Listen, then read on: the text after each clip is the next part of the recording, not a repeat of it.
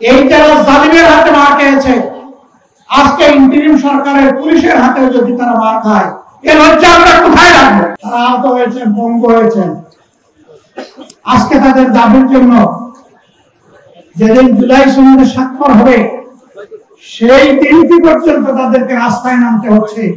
আমি মনে করি এই জাতির জন্য একটি লজ্জাস্কর।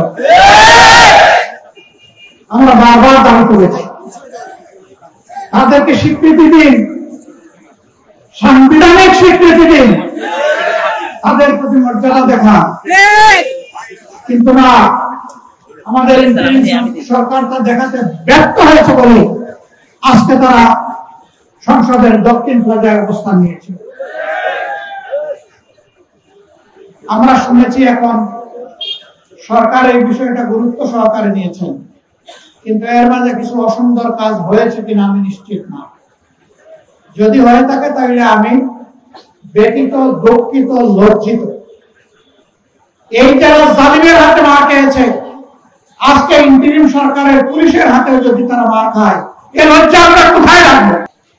আমরা সরকারকে বলবো, দয়া করে নিজেদের দায়িত্বের প্রতি আপনারা সুবিচার করুন। আমরা আপনাদেরকে রাস্তায় দেখতে চাই না। আরো অনেকে দাবি দেওয়া নিয়ে নেমেছেন, অনেকের দাবি দেওয়া জুলাই যোদ্ধাদের দাবি দেওয়া এক না। এটাকে ভিন্ন মর্যাদার চোখে অবশ্যই দেখতে হবে। বন্ধুগণ, আসলে যে সমাজের সর্বাঙ্গে ব্যথা, আপনি মলম লাগাবেন কোথা?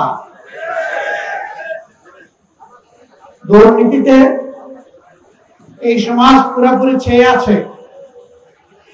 আগেও ফ্যাসিজমের সময় দুর্নীতি হয়েছে, এখন আরো বিপুল শক্তিতে এখন দুর্নীতি হচ্ছে। কোথাও মানুষের কোন শান্তি নেই, নিরাপত্তা নেই, ইজ্জত নেই। প্রতিদিন চাঁদাবাজি এইটা সেইটা কেন্দ্র করে হচ্ছে, দুর্ঘটনা ঘটে চলছে। এর তো সমাপ্তি অবশ্যই হতে হবে। কে করবে এই সমাপ্তি? যারা নিজেরা ধৈর্য ধরে দায়িত্বশীলতার পরিচয় দিচ্ছে, যারা দেশের মানুষকে নিয়ে আগামীর একটি নতুন বাংলাদেশের স্বপ্ন দেখে, তারাই কেবল পারবে এই যন্ত্রণা থেকে জাতিকে মুক্ত করতে। আমরা একটি নিপীড়িত সংগঠন, আমাদের সাথে যে আচরণ করা হয়েছে,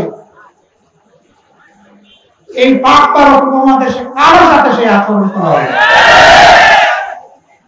বাংলাদেশের ইতিহাসে কারো সাথে সেই আচরণ করা হয়নি।